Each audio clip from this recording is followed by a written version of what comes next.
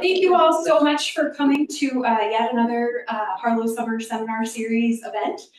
We're most of the way through the season, but still have a couple of really wonderful events that I want to make sure that I point out. Next week on Thursday, we have a talk on great gray owls, and someone was just asking me in the Berol line about about owls in the Greater Yellowstone ecosystem. Good news, you can get your questions answered next week. And that'll be a really fabulous talk by Dr. Catherine Gura, who's with the Teton Raptor Center. And then on Thursday, August 8th, for our last talk of the season, we have Dr. Leslie Tronstadt and Dr. Scott Hodling, who have been doing really cool research on alpine streams in the Tetons for the last 10 years, and we'll talk about the really cool critters that live in those streams and what they're learning. So please, join us for those as well if you're available. Here we go. And then I want to introduce today's talk. We are extremely fortunate to have Dr. Rachel Saylor with us today. Dr. Saylor is an associate professor of art history at the University of Wyoming. And I think a lot of you probably are attracted to this topic as I am, because we come to the Tetons and immediately have the impulse to pull out a phone or a camera and take pictures. And of course, anyone who's had that technology has wanted to do that for a really long time. But also, we also have this attraction to history. Many of you were here hopefully last week for Maura's wonderful talk. And so we also the ways that we understand history are shaped by these photographs that people took. And so that's, I think, what Dr. Saylor will be talking about today. I just want to let a few things for the folks on Zoom. Please make sure that you stay muted. And also, if you have any questions, put them in the chat, and I will do my best to include them in our question and answer period at the end. And then I think we're ready to go. Okay, well, I am going to start by offering an explanation about how I'm going to limit my topic tonight, because this is a big topic. If you think about it, well, working with students over the years has led me to kind of constantly reevaluate what I think of when I say old, especially with photography. So for my talk tonight, I'm going to focus on 1840 to 1920, approximately, the first 80 to 90 years of photography in the United States, because now it seems like anything before digital is old. So yes, this is about the American West. Even if I limit to something like landscape, which is what I'm going to be doing, I'm going to be talking about landscapes of the West in photography. It still leaves me with a really massive history. It's going to be wide-ranging, of course, but we're going to be considering photographs in a continuum of visual culture and connecting them to specific ideas in the West about what photographs were for and how people use them.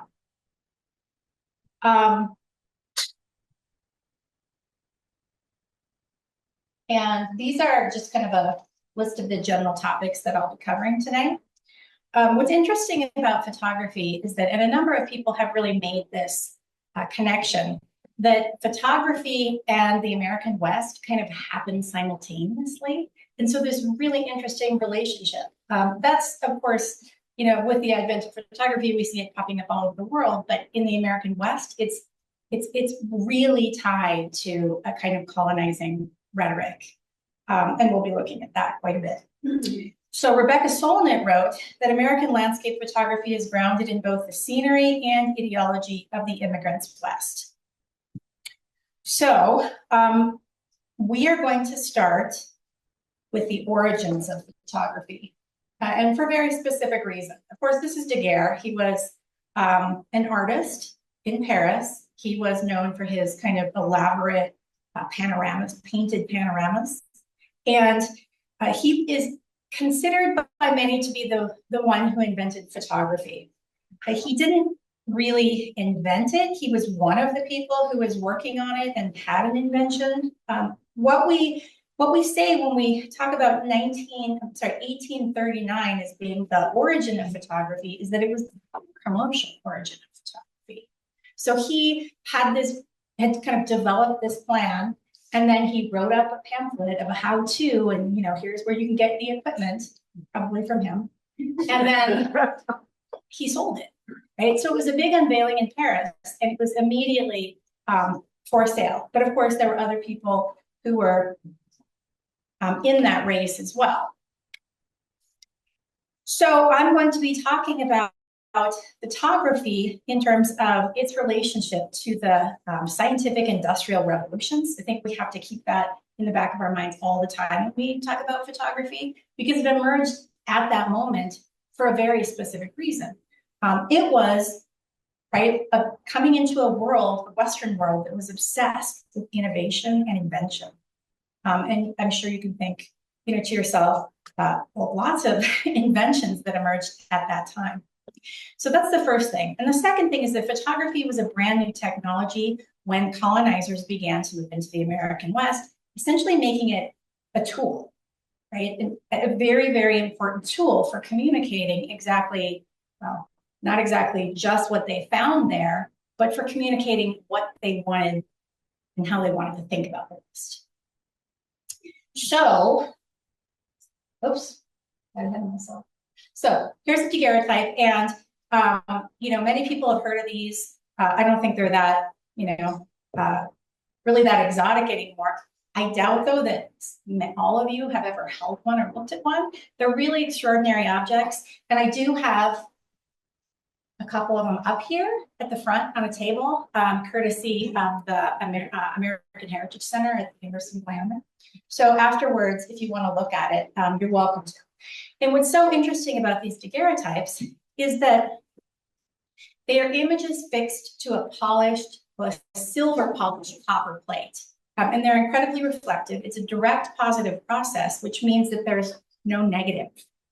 Making a daguerreotype was a unique and unreproducible event.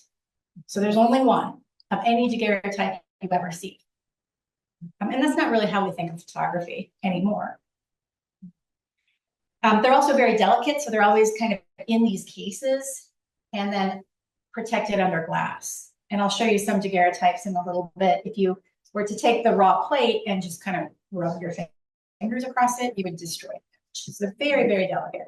So if you ever have one of these little framed boxes, don't take it apart. It's very important if you don't do that.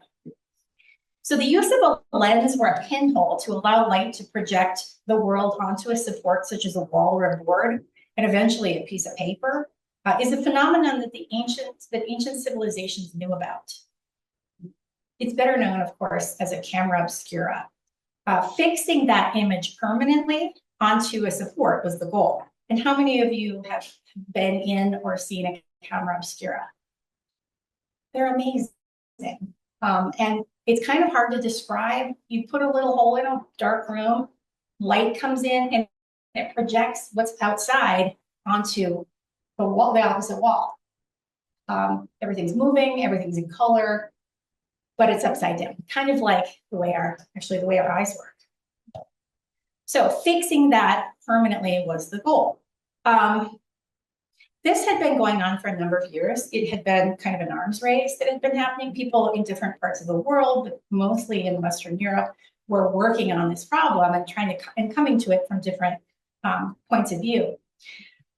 And so conceptually, it's tied to industrial progress, right? This is the era of invention.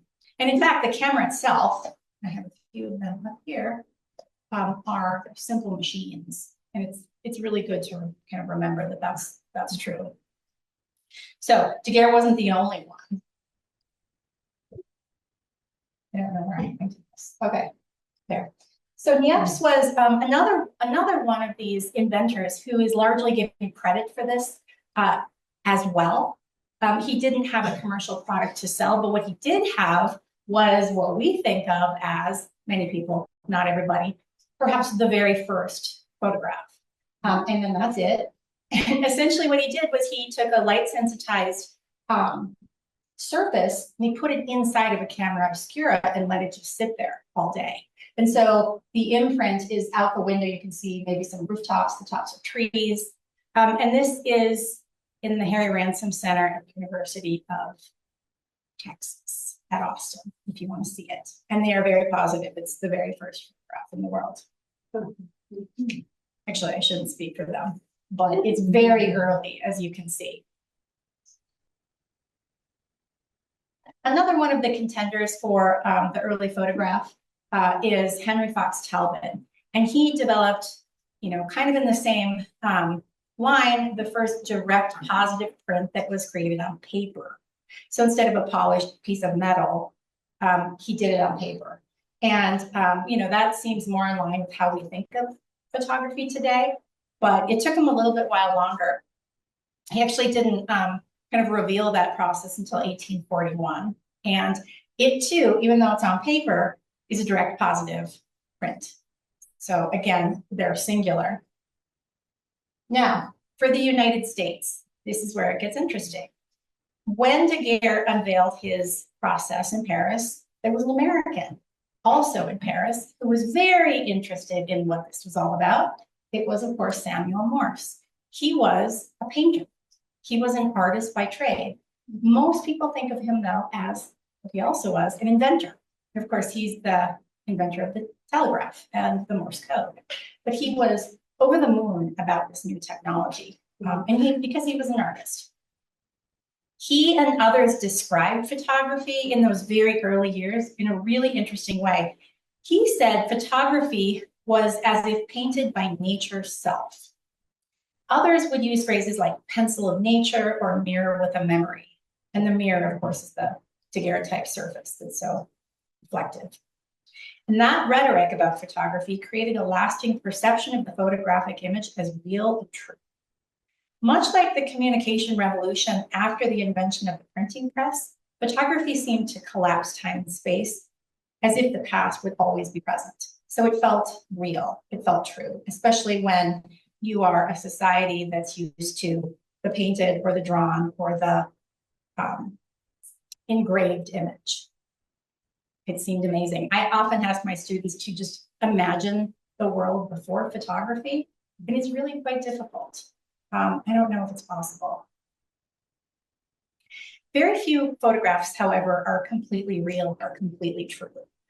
To illustrate this, I'm going to go even further back in time, so bear with me, to talk about the relationship between painting and photography, and then specifically photography's technological limits. So what I'm doing here is talking about the tropes of imagery in the Western world. Western scenes and landscapes account for a very large percentage of Western photographs. I mean, I think we all know that, especially here in the Tetons. And so besides industry and science, we also have to look back at the history of painting. Certainly Western painting. The pre-photographic period of image making, especially the periods between the 15th century and the 19th century, determined imagery habits and expectations for the Western world. For example, how we understand landscape itself, what we find beautiful and interesting, has been largely determined for us in the 16th century. That's a big claim, but I'm going to try to convince you that that's true. Tropes and ideals that were largely codified according to taxonomic trends in the Enlightenment were occurring in Europe.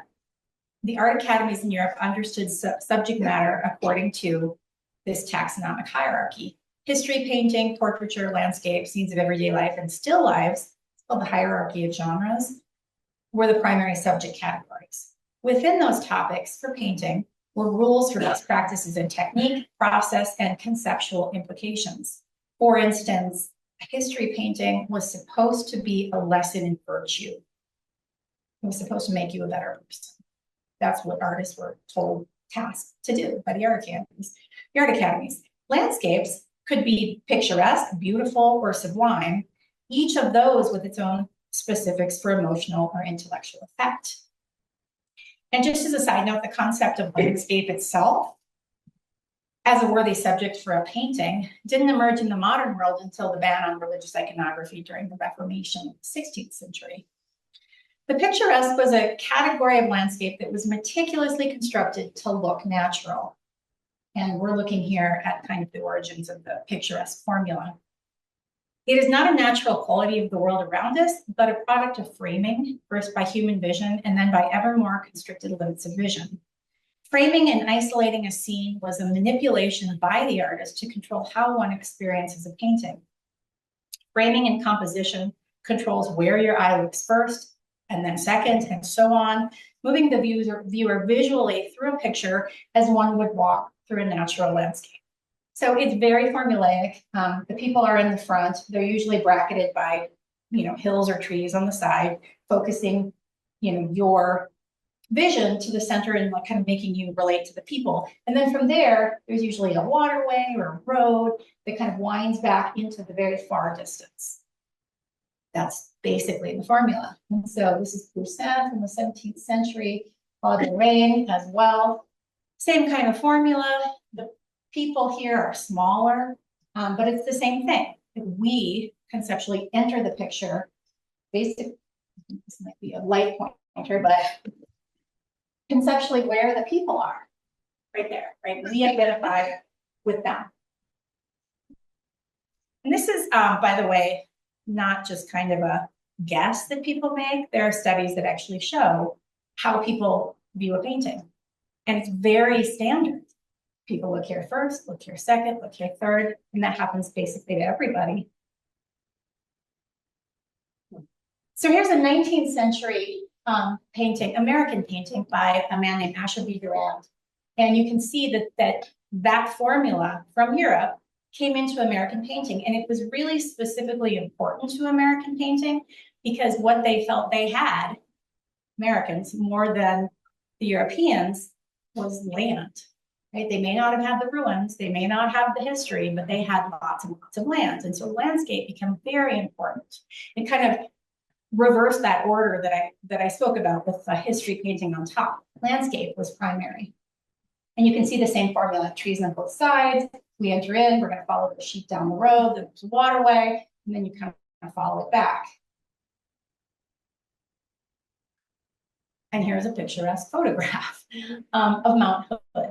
So same type of thing, right? We can look at this and know that he understands that formula. But maybe he didn't understand that formula because the early American scholar, Henry Nash Smith, wrote that the concept of the picturesque was so pervasive in the 19th century that it was as if breathed in with the air. It has become such a naturalized way of seeing that many people unknowingly, still today, use this framing device when they take pictures with their cell phone. It's a natural way. We've learned it without even knowing we've learned it. And picturesque itself, the word means like a picture.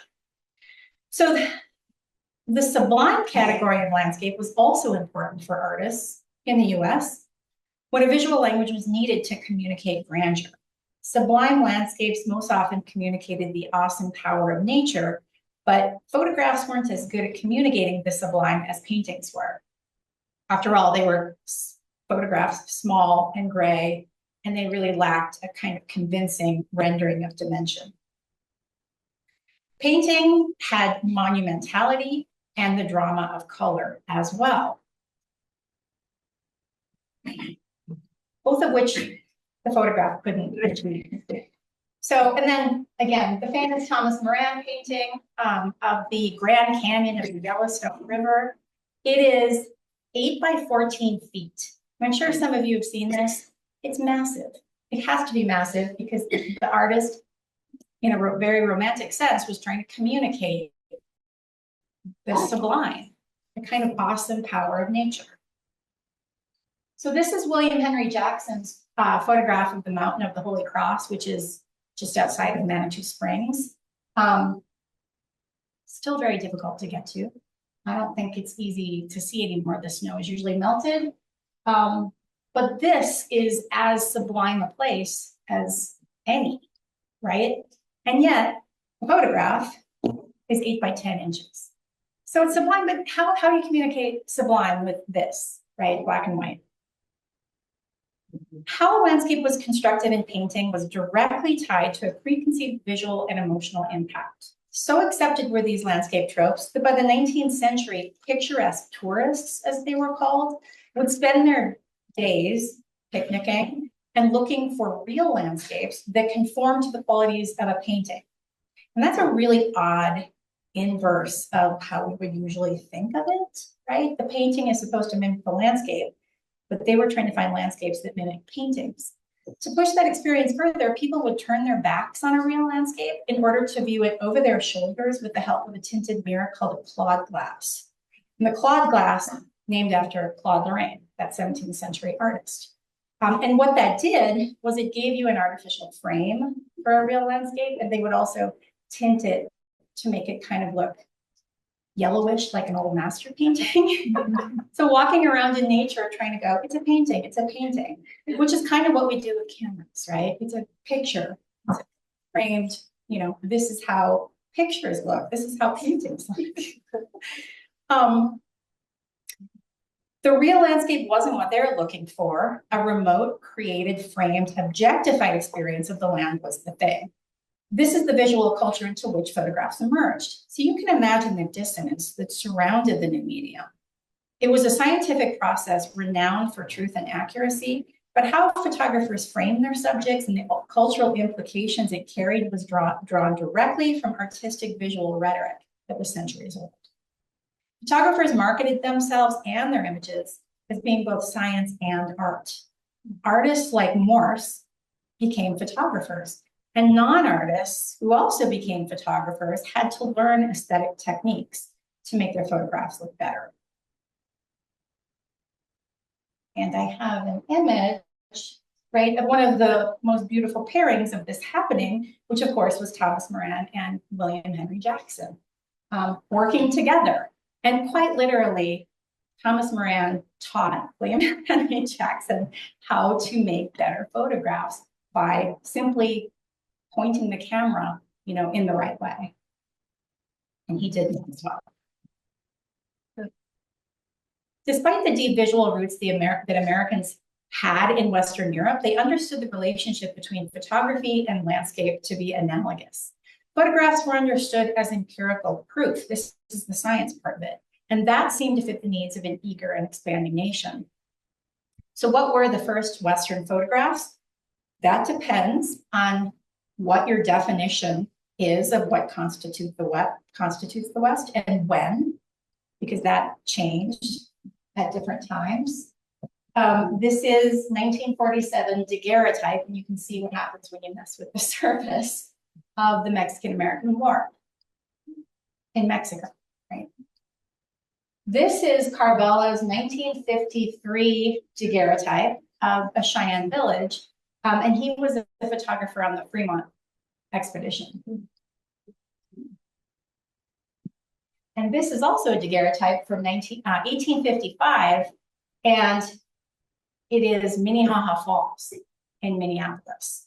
And what's interesting about that, and you might be thinking, well, that's not the West, but in 1855, in fact, it was considered the West. In fact, it was called the Far West. And of course, it's right in the center of Minneapolis, but at the time, that city did not exist.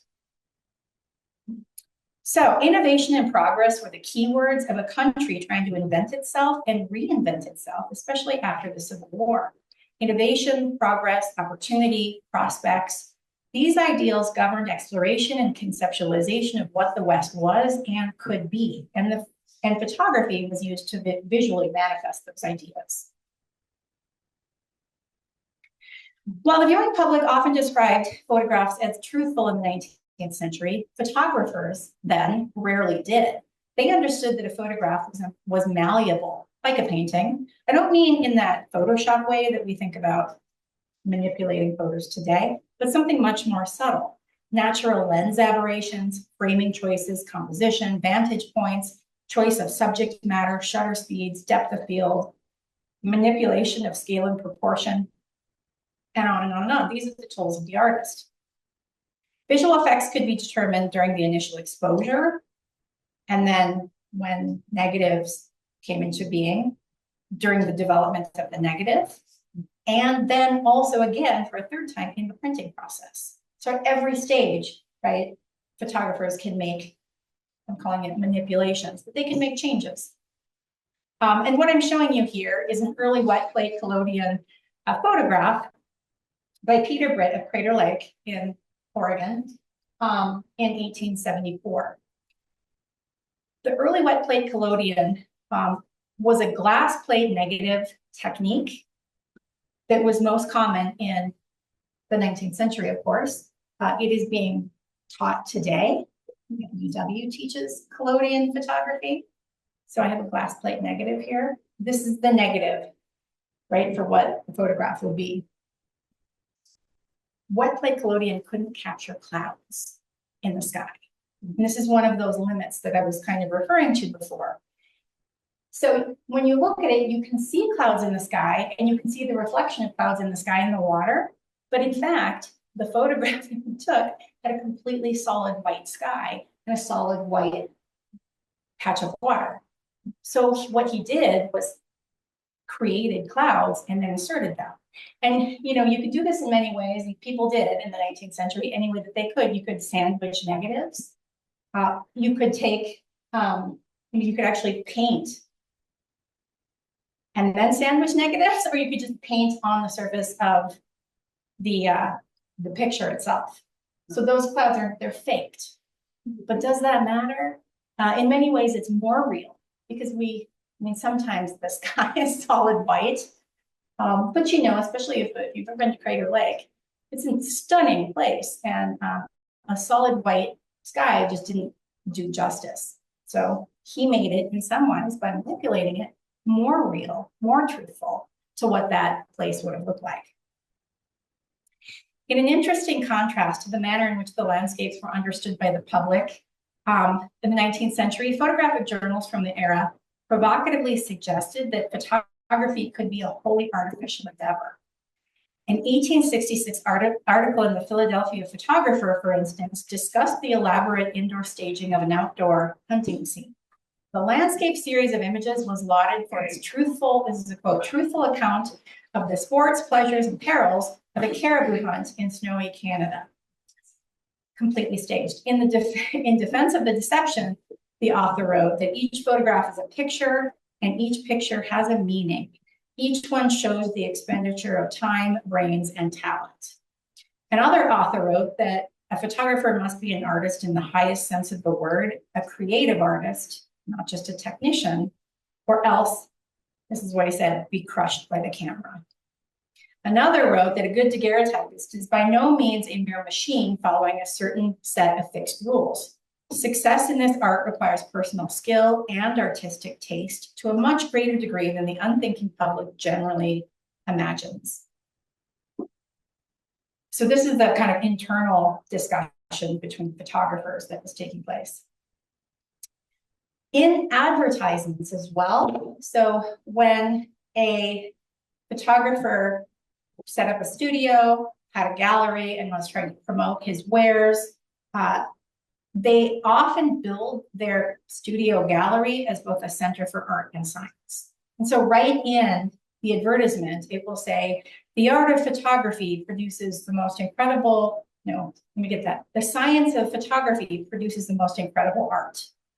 And then they would set up these galleries where you could come and, have your picture made or buy a picture of, your hometown or something.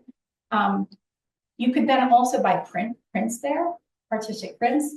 Sometimes they would have paintings. Many of the photographers took painting up as a secondary hobby. Sometimes they even produced pictures of famous paintings. So you could buy a little black and white picture painting at their gallery. They were all trying to make a living, of course.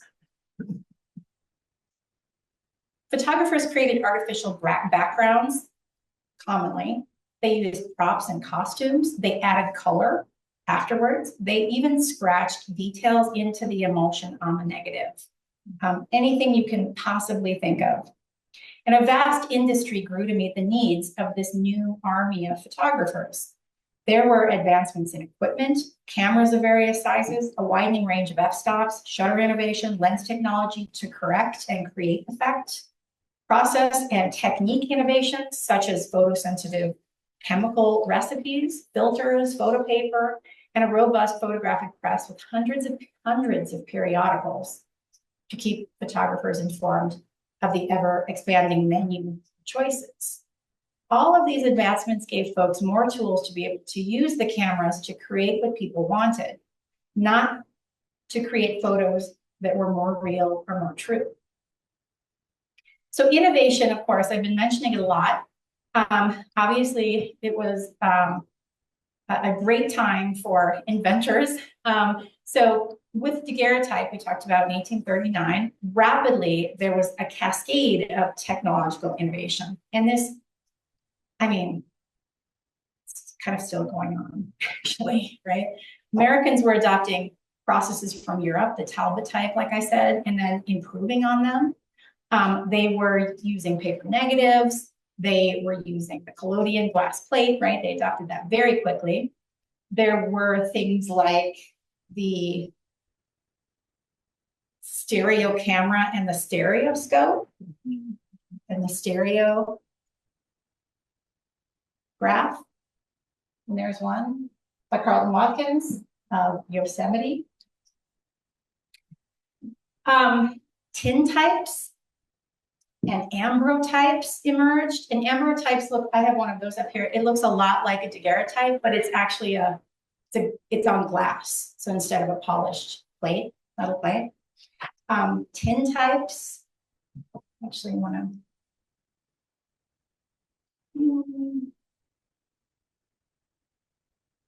I'll have to get that out. Tin types were cheap. They're called tin types because they were cheap, but they were printed on a really flimsy metal.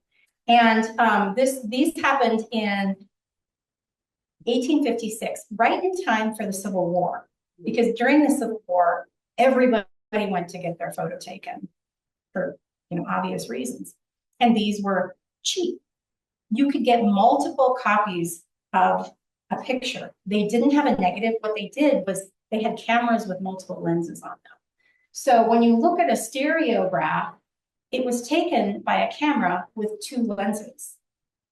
Basically, the width apart is your eyes, right? From two slightly different points of view. But if you had four lenses, then you would have four pictures of a person, and all you had to do was cut them into pieces. And they even had, it got, wildly elaborate, as they always did.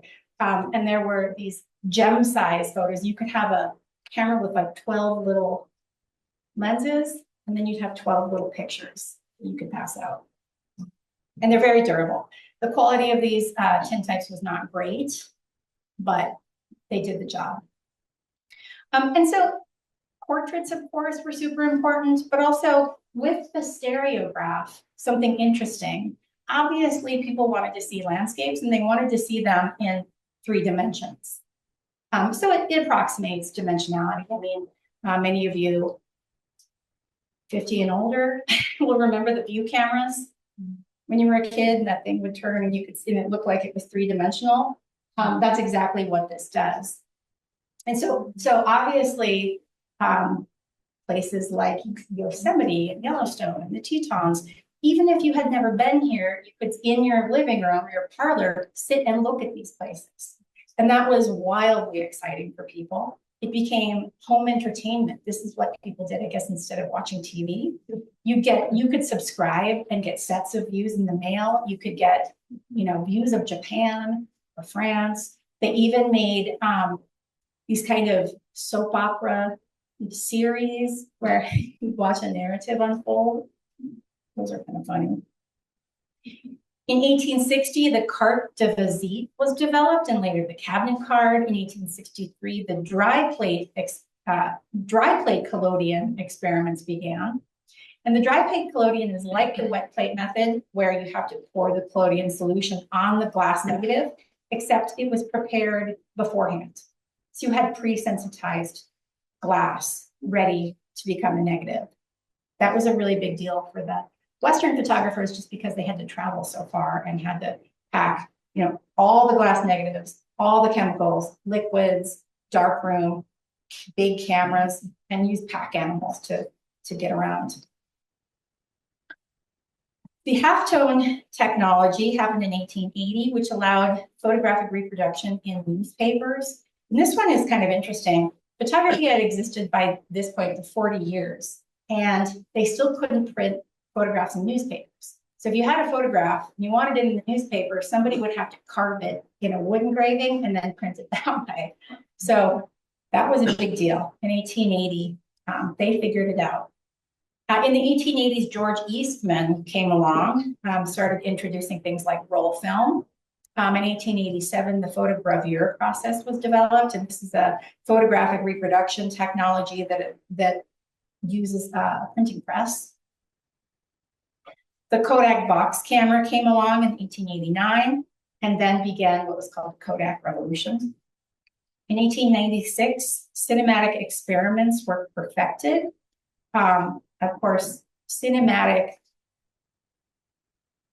experiments started in probably before the 19th century, but certainly in the early 19th century, there were zoetropes that would take still images, and when you move them fast, it looks like something's moving, or flip books, you might know those.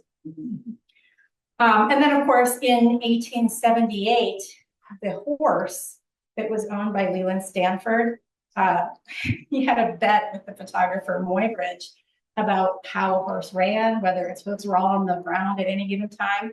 And so they were arguing about this. And so kind of to prove how horses actually run, they set up cameras and took rapid succession of photographs and then, ran them very quickly, and you could see a horse running, and thus was born cinema.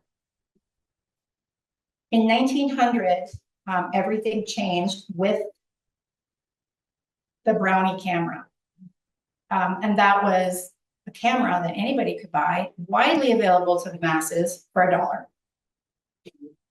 And we'll talk more about that.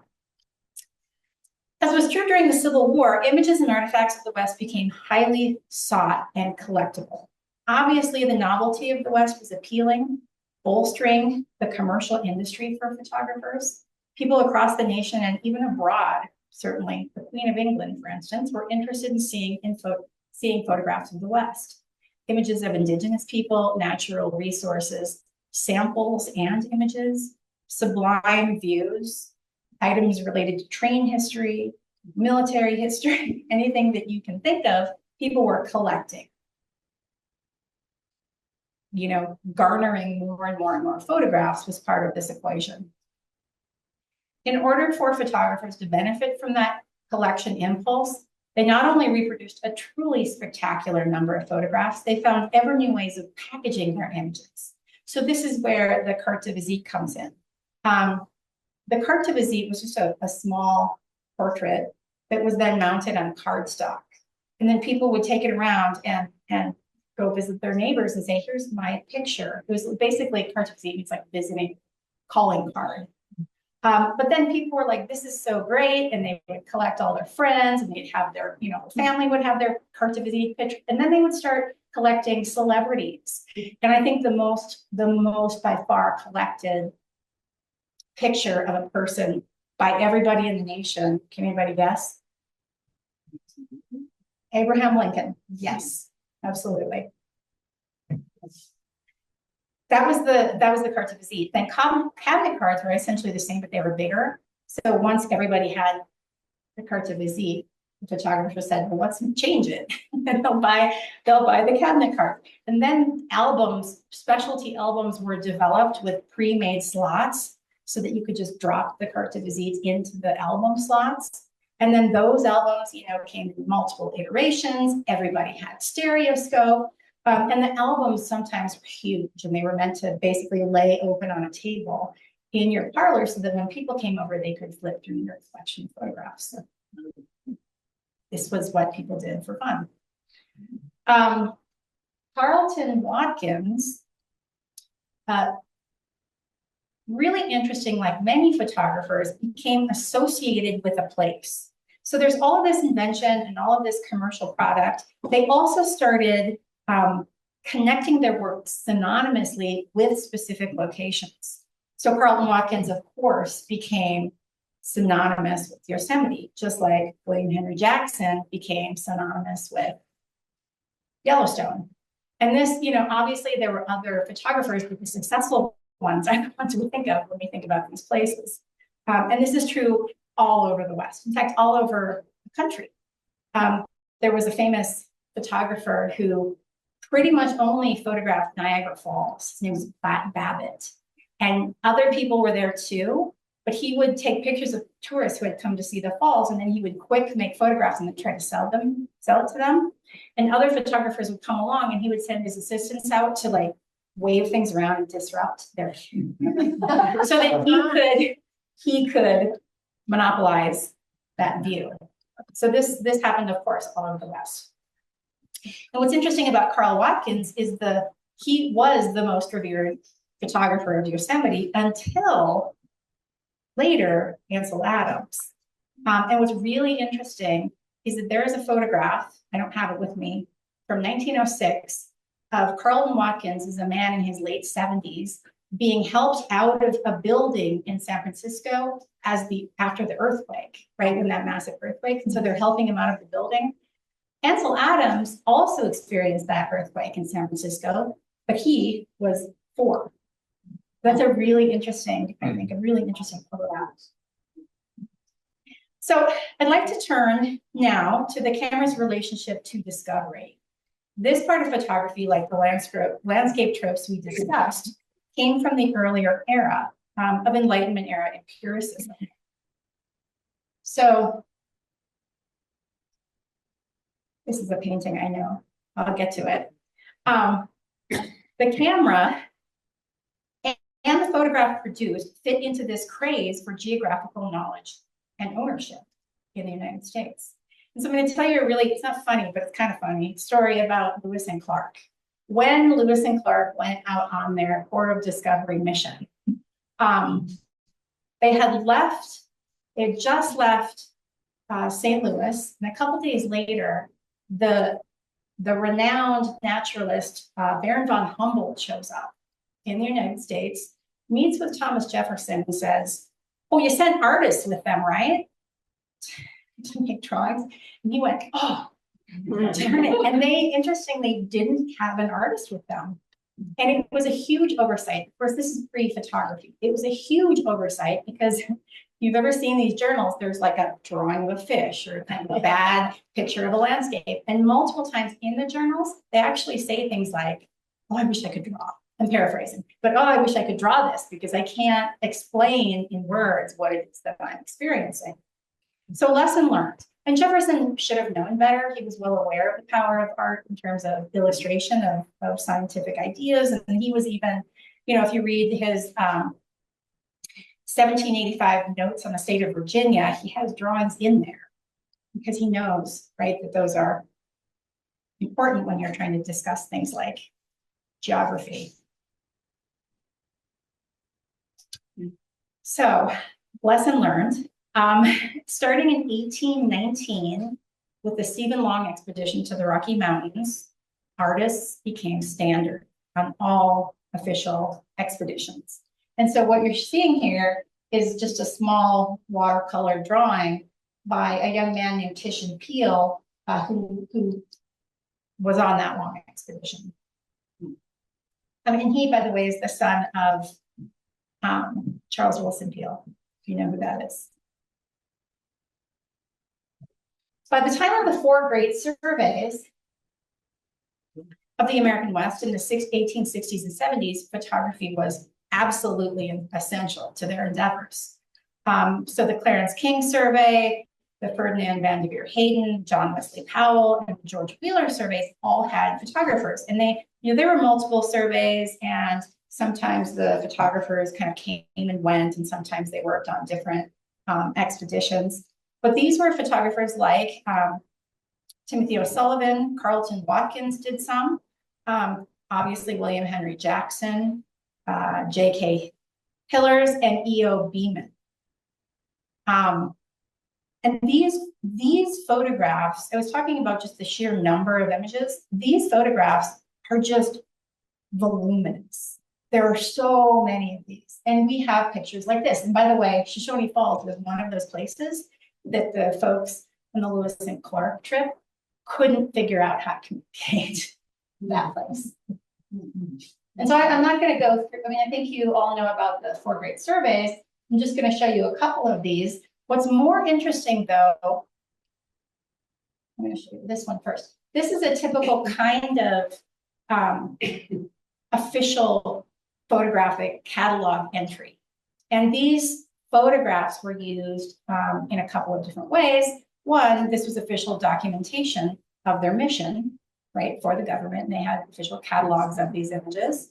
And two, these photographs helped those men get funded for further surveys. So they were used very strategically. And then back to this one, this O.E. Beeman one, more than just these kinds of official photographs that we know and love, they were also taking pictures of people in the survey having breakfast, indigenous people they encountered, they made city views, they also photographed themselves. And they often had photographs of themselves being photographers, which is kind of funny. And that's actually what we're seeing here. They're right on the Colorado River, up at Green River. And in this photograph, if you look to the far left, you can see the camera. And it says, if you go in, and this is the best part about why all this digitization of this is so great, you can zoom in and read his name that's on the tarp over the camera. And actually, he has been identified in this. He's in there too. So he had somebody else take his picture. So they were weirdly documenting themselves as part of this process of the great surveys. And all of those kind of odd photographs that they took, they sold them. Like they belonged to the photographers. So they made basically a commercial killing from those, selling to the public to be collected.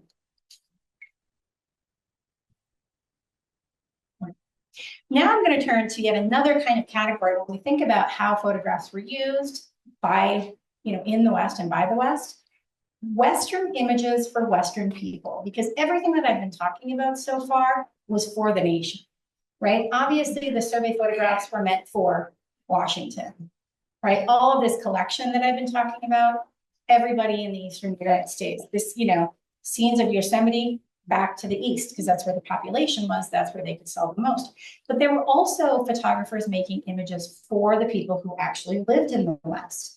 And these photographers were everywhere. Every city, every small town, they were itinerants. They were everywhere in the 19th century. And they were making pictures like this. And, who's going to buy that? It's a big dirt mound. Well, for the people who lived in St. Louis, this was called the Big Mound.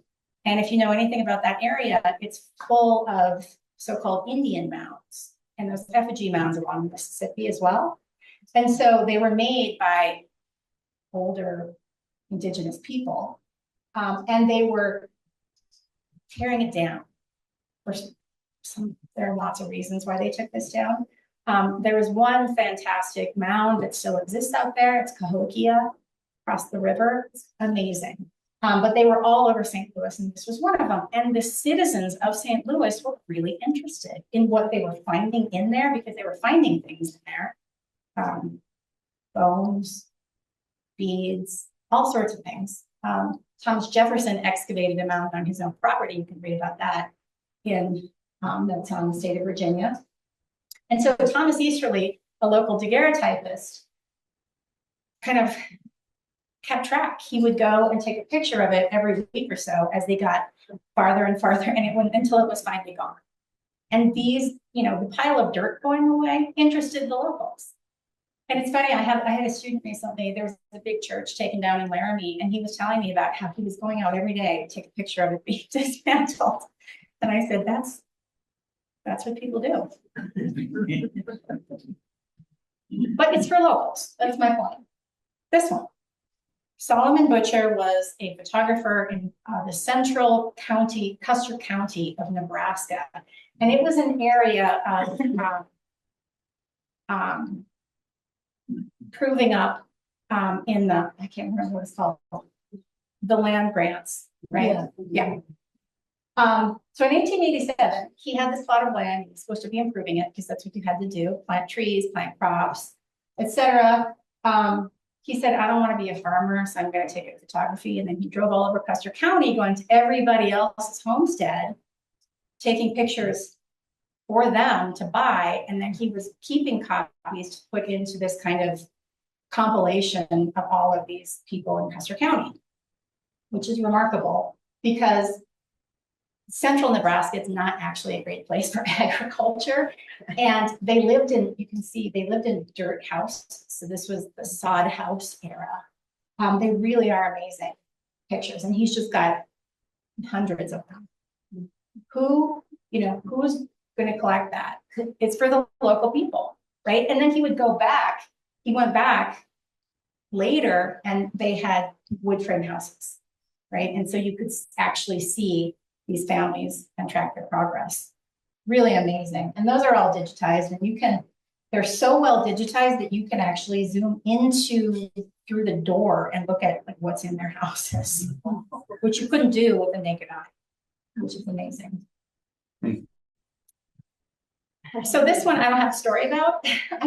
There's so many of these photographs, hundreds of thousands, millions of them. If you go on any, state historical society or university special collections website, you'll find these, and they're digitized, not all of them, many of them. And I personally I can like spend just hours looking at these things, but I ran across this one and I thought it was interesting. So I put it in here. This is not William Henry Jackson. This is the town of Jackson, Wyoming. And it's a man standing there with his pellets. Again, not really collectible in that typical way. And that happened on a larger scale too. So this is a Carlton Watkins of San Francisco, but all these places were being photographed. So they were collectible to locals and in regions. And that's what made them so remarkable. I want to finish with a couple of things. One is, go forward. All of that taking pictures of themselves, they turned it into a narrative about their own pioneering self.